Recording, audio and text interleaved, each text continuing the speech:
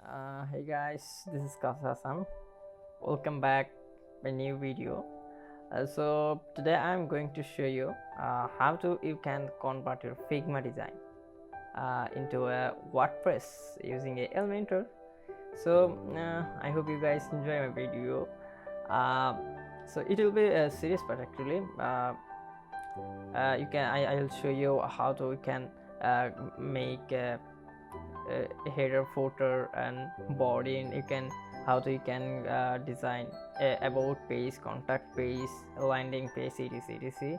So stay with me, I will show you. So let's get started. Today I'm going to show you how to you can design a header. In the next video I will show you how to you can design footer, etc. Okay.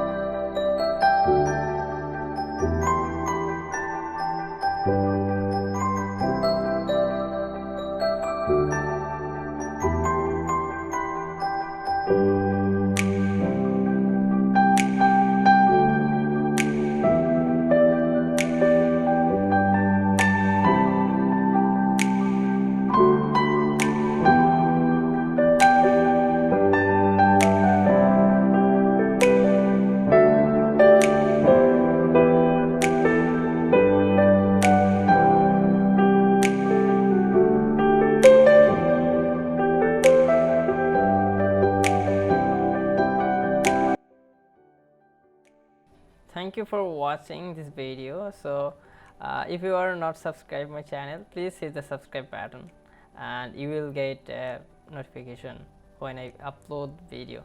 Thank you so much.